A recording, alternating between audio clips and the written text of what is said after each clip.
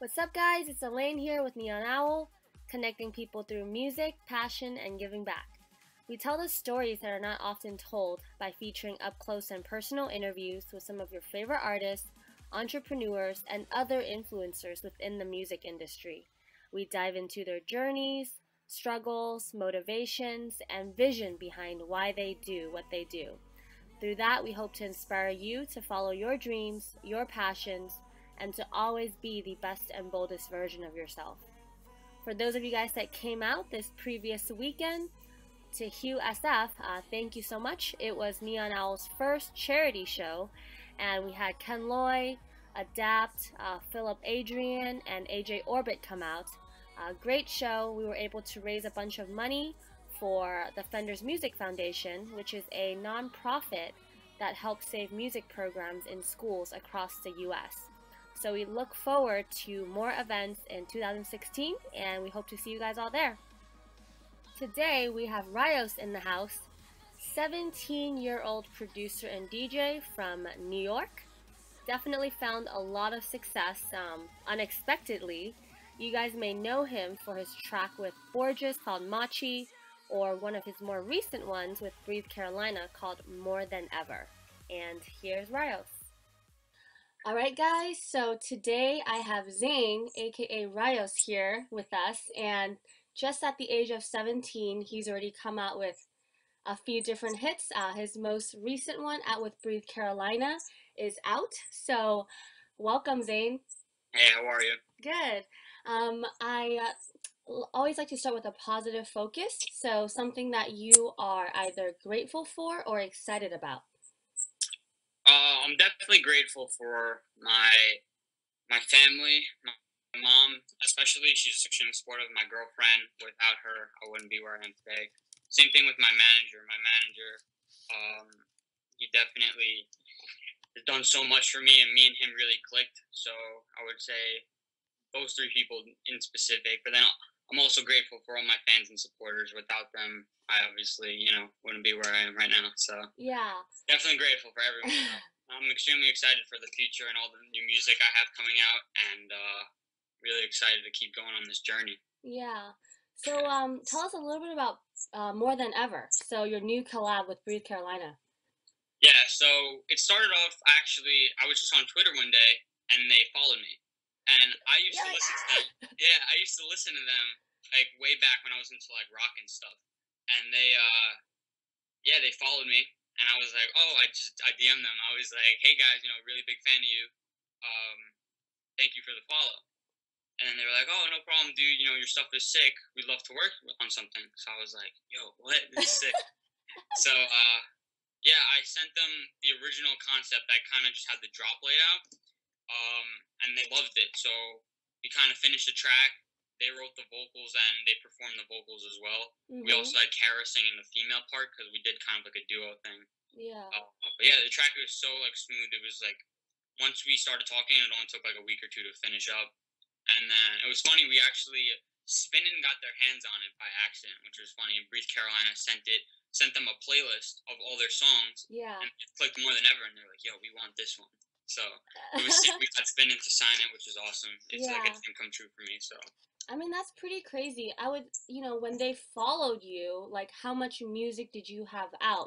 When was this? And, like, what were you feeling? At the moment, I think, like, Machi didn't come out with Bourjos yet. I think it was only the two remixes. I'm not even sure if Eclipse was even out. Like, it was some time ago. I don't exactly remember when. Yeah. But, yeah, I definitely, like, fanboyed a little bit when I seen that they followed me. Yeah. It was really, like, it was cool for me. That's dope because I first heard you when Eclipse came out, right? And then shortly after, and I had no idea you were 17. I was like, damn, this is dope. And then Machi came out with Borgeous, and then this song came out, and I think that's when I started doing more research on you, and I was like, wait, this dude's 17? Yeah.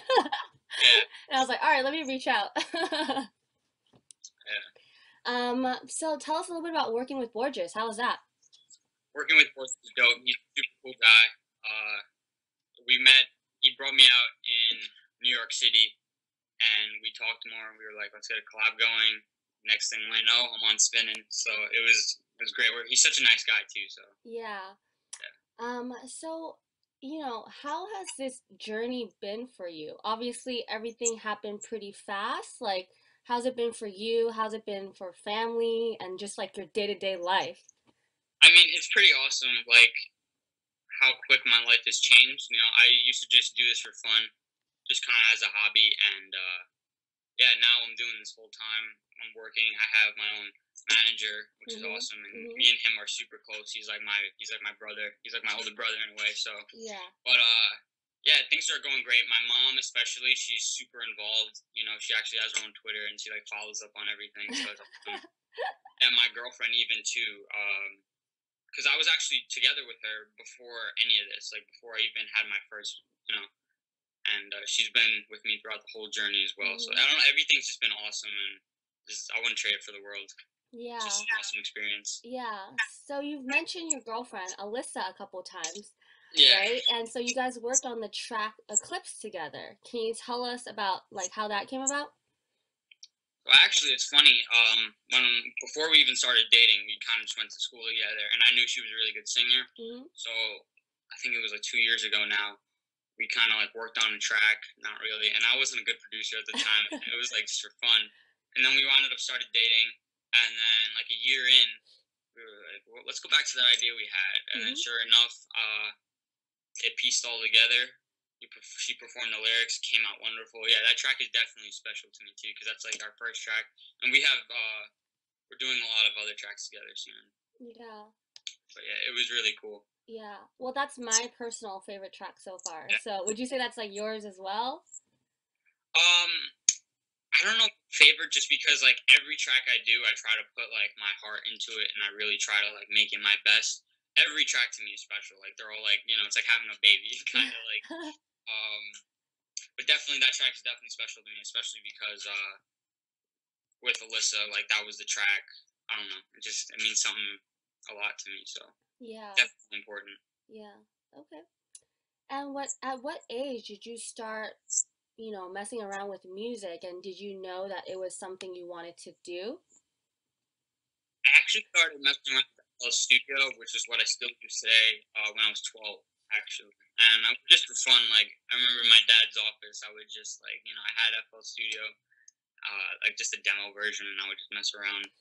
And yeah, from there, I did play like the drums, the guitar, and the trombone when I was younger too. I wasn't too good at the guitar, but the drums and trombone I was pretty good at. Hmm. And yeah, I didn't think I would actually be doing this, but between the change in mindset and how how much time I was putting into everything and all that kind of just pieced together, and I'm so grateful for the opportunity I have to be a music producer. It's awesome. Yeah. Do you think that it started kind of hitting you more that this is what you were gonna do when all those things started happening or like before? Yeah, no, it was more like I don't know how deep you went onto my SoundCloud, but I actually have a song called "Immortal," which Mm-hmm. was way back.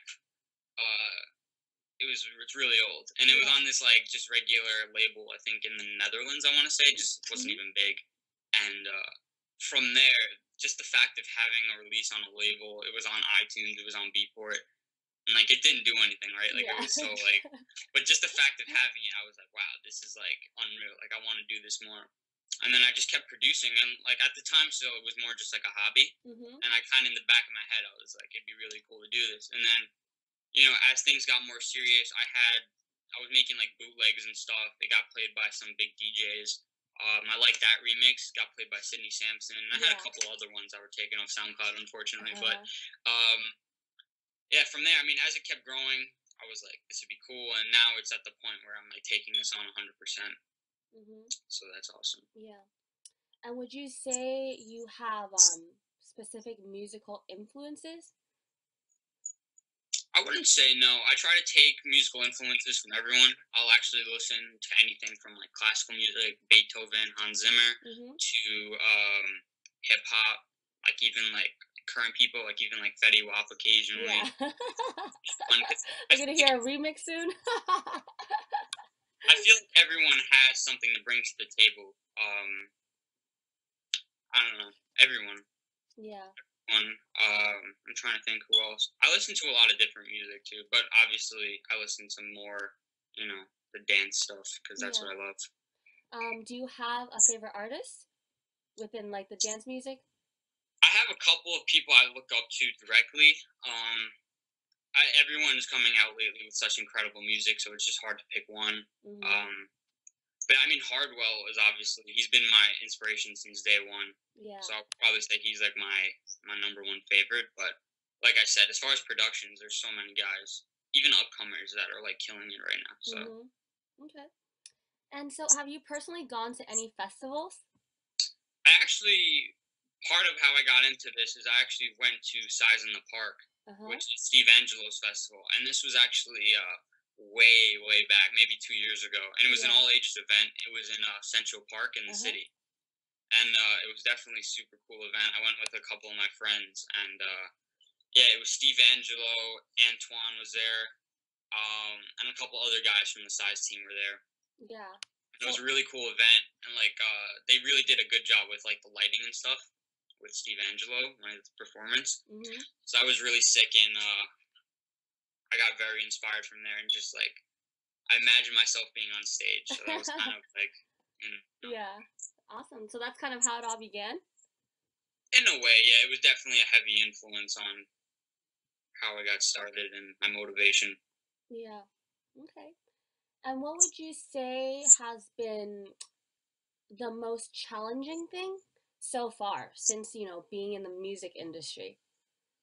Um, there's been a couple things, but uh, I was just it's December now. So last year around March or no May, Hmm. I decided to like take on music full time. Before that, I was still in school. So being in school definitely was a challenge because you would go to school for 6 hours, 7 hours, come home, do all the homework, and then by the time you got to produce, there's only an hour or two left in the day. And then on the weekends, for the longest time, I would go to my dad's house, and my studio setup was at my mom's house. Hmm. So like it was really like I never had time. And then when things got a little more serious, we were able to like okay, now I have a lot of time, which is awesome. But I mean, other than that, the music industry is like any other industry, right? So there's like different challenges, but for the most part, no complaints here. Yeah. I love it. What Definitely love about to get through. what about the most rewarding part or your favorite part so far? Definitely, like the responses from fans or supporters or just people in general. People might not even know me, but like the Hmm. fact that they love my song, or like even on Twitter, like I'll see a screenshot of one of my tracks. Yeah. Like, oh, I've had this on repeat. Like that's awesome to me. Like I remember when I first started making music and I wasn't too good. Uh-huh. I always was just like, I want to make something that people listen to on their own time, like without me being like, oh, yo, listen to my track, listen to my track. Like I want people to just listen to my stuff and enjoy it. And now I have people that do that. So that's honestly, it's the most rewarding feeling. Yeah. Okay. And what would you say you want people to feel when they're listening to your music? Definitely stress free and emotion. I try to put a lot of emotion into my songs. Hmm. Um, Definitely stress free and a little emotion. I want them to feel on top of the world, kind of cloud nine. Yeah. Okay. And what would you say then is in store for you? What's coming up in the next, 1 or 2 years that we can expect from you? Honestly, I want to keep going until I reach the top. I don't have any plans on stopping. My manager's pulling some major strings. We have some really good things planned up. Got a lot of big official remixes. Hmm. We have some original tracks we're working on. Uh, yeah, I can't wait. Like I don't know. I just love the industry. I love making progress within the industry. Hmm. It's all like just a giant journey. So Yeah.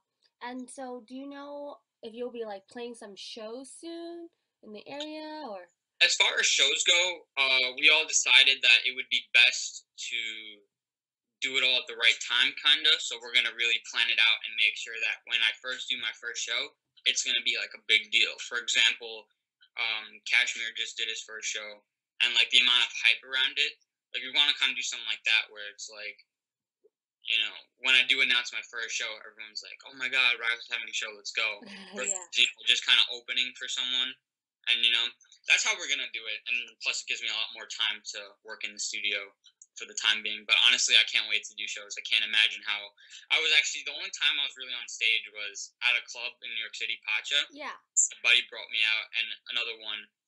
But the real one was when I was with Bourjos on stage in New York City, because that was more of like a concert than it was a club night. Mhm. And that definitely was like an unreal feeling. So I can't wait to start doing shows. Yeah, to be able to actually have your own thing and like be up there by yourself, right? And control the crowd. Yeah. Yeah. So, what is, coming up? Do you have any special collaborations with other artists or anything you can tell us about? Right now, I have a collaboration with Joey Dale that I'm finishing up. We're actually just about finished with it, Mhm. and yeah, that collaboration I'm very proud of. I have a new official remix. I can't say who the artist is for it just yet, but that's coming out very soon, actually, which I'm really excited for. Other than that, I'm working on a lot of original tracks because I've always felt like right now I'm doing a lot of collabs, a lot of remixes, so I'm Yeah. taking some time to focus on some original content. Other than that, yeah, always new things are happening every day, so it's honestly Yeah. it's so spontaneous. And if you were to be able to collaborate with anyone, do you have someone in mind? It's hard, like I said earlier, just because there's so many amazing people.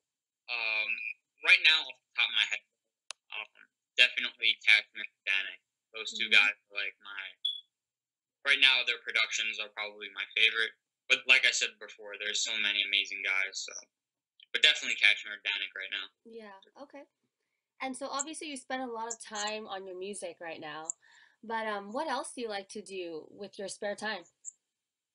Um, I like to spend a lot of time with my family. You know, especially because the holidays are coming up. We're spending a lot of time decorating and going shopping, Mhm. stuff like that. But I actually just got a PS4, so I'm playing a little Call of Duty too. So other than that, it's really just like family, work, occasionally video games. That's it. Yeah. I That's don't want like to say work. It's not really work for me.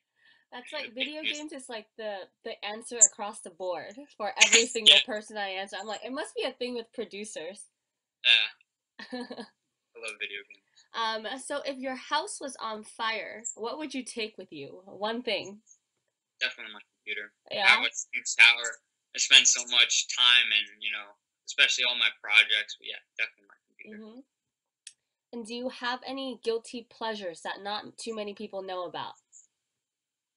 I wouldn't say so. No, No? I'm usually straightforward with everything. What about a skill that you possess that not too many people know about? Probably tennis.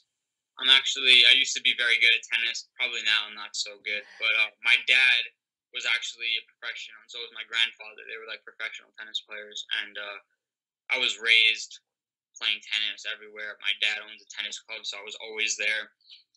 And yeah, I was pretty big in tennis. You know, I was pretty high up in the ranking. I actually like finished tennis number Hmm. one in New York with my dad. We used to play doubles together. Oh, wow. Yeah, so we finished number one in New York, so that was cool. But yeah, I mean now I'm probably not as good, but Yeah. definitely I used to be pretty good at tennis, so that was cool. If music didn't come around, do you think that's something you would have pursued? Probably Yeah. either that or something more like because I really like the whole creative aspect of making music. So I'd probably maybe do something with graphic designing Hmm. or maybe even like video game development, something like that. But probably tennis would probably be the way I would have went. Yeah. And what's one word you would use to describe yourself? I don't know, that's tough. Maybe hardworking. I don't know, just because I'm always on like a schedule with, I have to produce here. I got to do this, got to do that. I'm very organized when it Hmm. comes to that. So maybe hardworking. Yeah.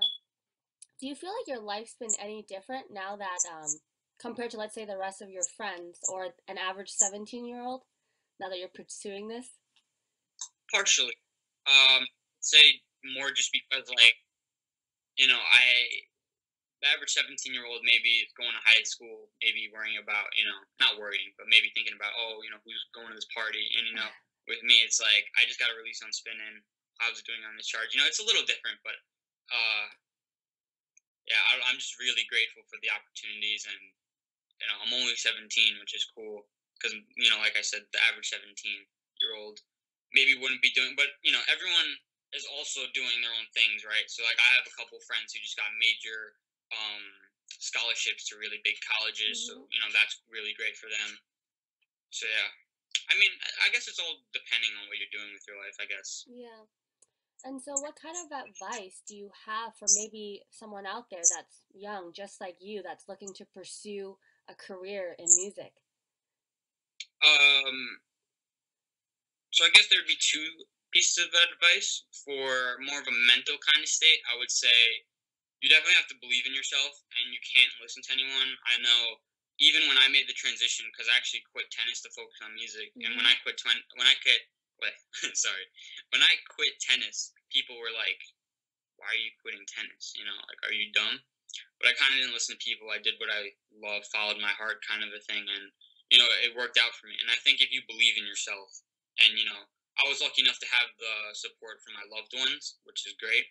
But I think just believing in yourself and don't listening to negativity, focus on the positive. That kind of mindset will help you. Hmm. And for more of a technical producer thing, I would definitely say focus on creating your own sound in a way. You don't have to make like a whole new genre, but definitely try to stick out because I think that helps. Yeah. Okay. And if your fans wanted to reach out to you, what's the best way? Um, Twitter. I'm always on Twitter. I have my phone. Or email.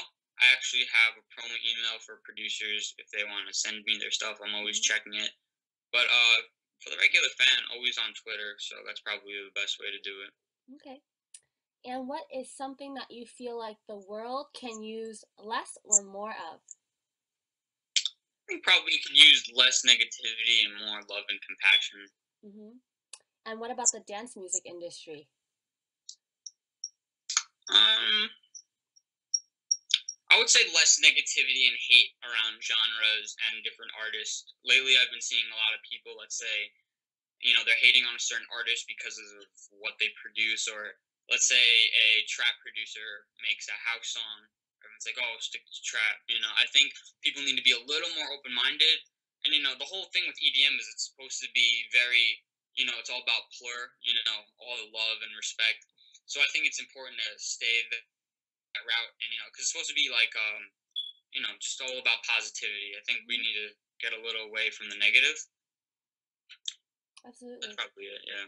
I definitely think so because there's obviously a lot of talk about like genres and subgenres and all of that. And for me, how I personally feel is good music is good music. Like, no producer should be confined to producing, let's say, only trance or like only house, or if they go a little trap, like they shouldn't get hate for that either. And um, I absolutely agree with you on that.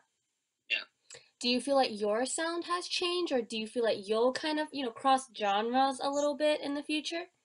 Um, from when I first started, my sound definitely changed because I first started off making hip hop, and then I kind of made like trance, techno, and then when I was releasing stuff on Ryos, it was kind of like big room y Hmm. stuff. And then now I'm just making full out progressive house. But yeah, I would definitely say to expect different things from me. I enjoy making music no matter what it is. I'll maybe even make an orchestral piece and just release it up with like I Yeah. like making anything. So as long as it's good, like you said, um, yeah, I would make anything. I've made a trap song before Hmm. that I have just kind of sitting around. I might release it. Who Yeah. knows? Let give us a listen. You release it someday soon. Yeah, 100%. And our last question before we let you go is, what kind of legacy would you want to leave behind, and how do you want to be remembered as? Um, that's definitely. Uh, I would definitely want to be remembered as someone who was positive, loving, caring. I want to be remembered producer wise as someone who's always true to themselves, humble. I definitely, as far as legacy, I want to try to keep skyrocketing to the top until I really can't go any further. I want to just do everything that's possible, whether it be I don't even know, just do everything. I'm very like I want to leave a powerful legacy behind, and I want people to remember me as like a positive, loving kind of person. Awesome. Great answer. Well, thank you so much for coming on, Zane. And I mean, obviously, I've been following your journey for a little bit of time now, and I know you're only going to go up in here. And do a lot of great things. So looking forward to all your future projects coming out. Thank you. Thank you. All right, guys, that was Zane, aka Ryos. Incredible success and talent at such a young age, and I'm really looking forward to when he finally starts touring because I know it's going to be big. If you haven't checked out his latest track with Breathe Carolina, More Than Ever, make sure you do. And if you like our interviews, share them with your friends or check us out on neonowl.co. We would also love to hear from you across Facebook, Twitter, and Instagram at Neon Owl Co. We recently got on that Snapchat game as well, so you can also give us a follow at Neon Owl Co. Every now and then we also live stream on Periscope with all kinds of randomness at shows, live interviews, and all that good stuff. And you can check that out at Neon Owl. I'm going to leave you guys with actually one of my favorite tracks from Ryos, one of his originals called Eclipse featuring Alyssa Rose. You are more than just a friend. You're in my head every single day. Take my hand, we can run away. You're my drug, let me get my fix. I let you see through my